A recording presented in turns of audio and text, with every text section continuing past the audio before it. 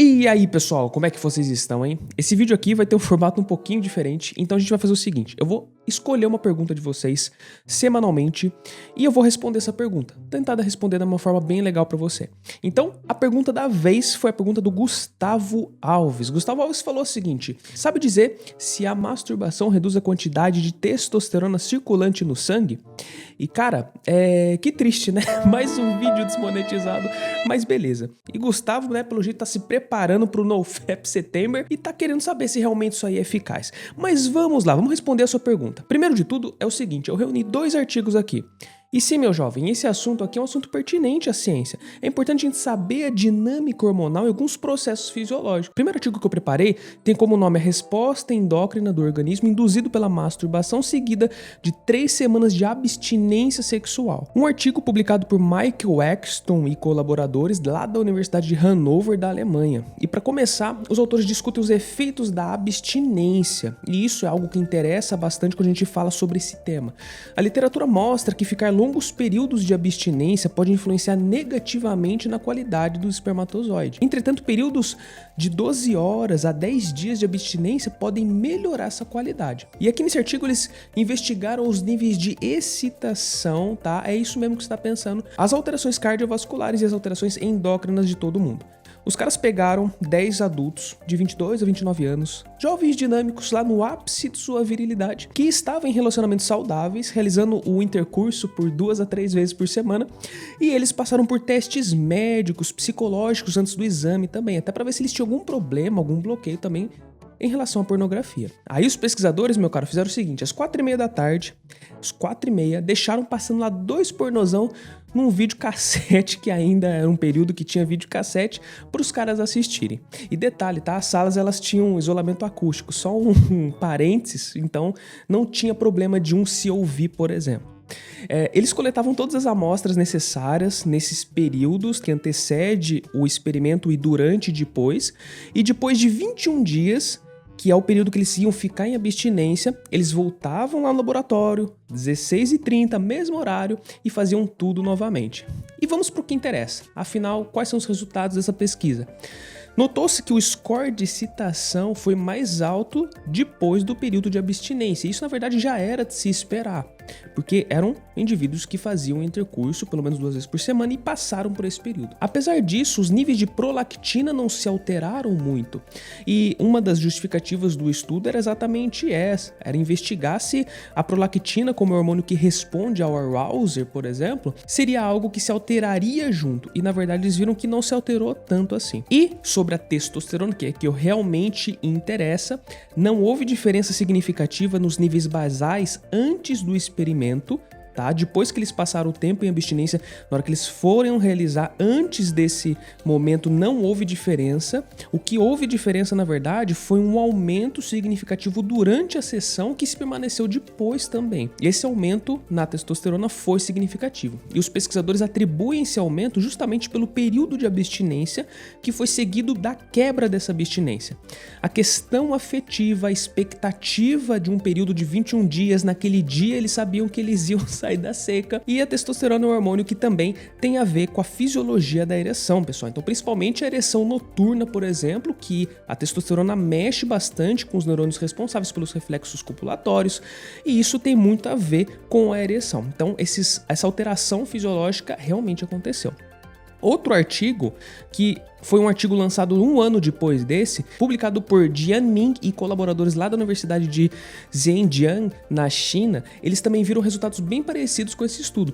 Eles investigaram, na verdade, os efeitos da ejaculação e os níveis de testosterona, especificamente. E para ser sincero, cara, esses pesquisadores chineses aqui, eles colocaram o trabalho deles de uma forma muito confusa. Não sei se foi por causa da linguagem, mas assim, foi muito difícil entender as informações e o método que eles realmente, o que eles fizeram no artigo deles. Mas eles viram assim, que os caras que ficaram em abstinência, tá? Eles dividiram em 2 grupos, né? Depois eles fizeram um acompanhamento depois de quebrar a abstinência também, mas na abstinência, depois de 7 dias, houve um aumento dos níveis de testosterona basal de forma muito significativa. Tá, significativa porque na estatística foi significativa, mas estava dentro do padrão fisiológico e bem próximo da faixa que eles já se encontravam de testosterona. Porém, se comparar com os outros resultados, foi significativo. Se tem validade prática, já é outros 500. E esse aumento só houve no grupo que fez a abstinência, que passou pela abstinência. Então, respondendo a pergunta, de fato, a abstinência ela pode mexer com os níveis de testosterona da gente?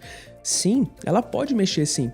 E isso provavelmente tem relação com o estado de abstinência, depois com a quebra dessa abstinência. Entretanto, essa mudança periódica, ela não é sustentável. Então os autores viram, por exemplo, nesse estudo que eu acabei de falar, que depois os níveis voltaram à normalidade. Ou seja, é um efeito transitório, beleza?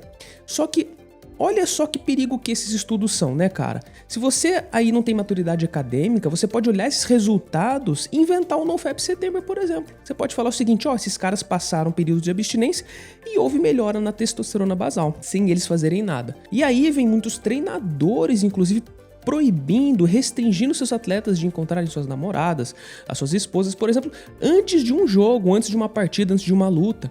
E aí, cara, uma coisa que a gente precisa deixar muito claro na ciência aqui.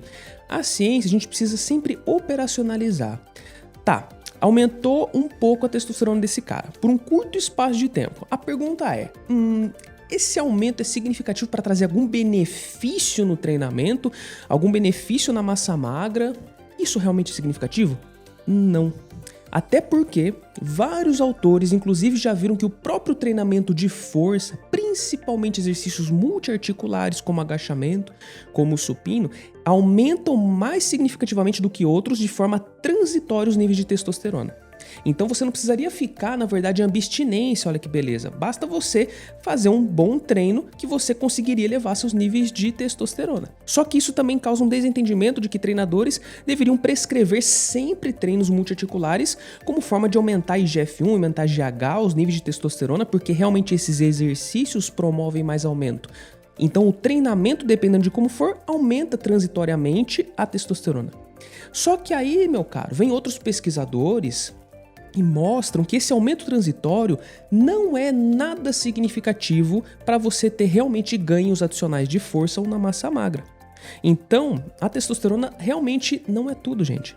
Você está dentro dos padrões de referência, mesmo que você oscile um pouco a mais, 10% a mais, 20% a mais ou para menos, isso pode não significar absolutamente nada. Até porque o nosso corpo é muito mais complexo do que simplesmente números de um hormônio em nanogramas na sua circulação. Na verdade, a funcionalidade do hormônio não só depende da sua quantidade, mas sim da sua responsividade celular, do número de receptores, do sistema de biofeedback envolvido, e isso é muito complexo. Então, para não ser ainda mais prolixo, não faria sentido você ficar em abstinência pensando somente nisso, não faria sentido você fazer um treinamento diferenciado pensando nesse aumento transitório de testosterona somente por este aumento. Beleza? E é claro que tudo depende de uma magnitude de resposta. Às vezes o problema no desempenho esportivo é porque o cara realmente enxerga o período de abstinência como um momento de tirar algo muito recompensador, que ele poderia talvez fazer muitas vezes por dia isso, e isso chega a ponto de atrapalhar o seu treinamento, até porque é algo recompensador, envolve hormônios de sensação de bem-estar, de prazer, que podem trazer uma sensação de despertar durante o treino ou de disposição diferente. E isso poderia influenciar sim, mas isso tem muito mais a ver com o lado psicológico do indivíduo do que necessariamente do lado fisiológico. E é isso, pessoal. Espero ter respondido essa pergunta. E aí, você curtiu esse modelo de vídeo? Então, se você curtiu, deixe seu fortalecer no canal. Se você ainda não é inscrito, cara, aproveita, se inscreve no canal. Assim você não perde nosso conteúdo e talvez a próxima dúvida pode ser a sua. E é isso aí. Um grande abraço a todos e até a próxima.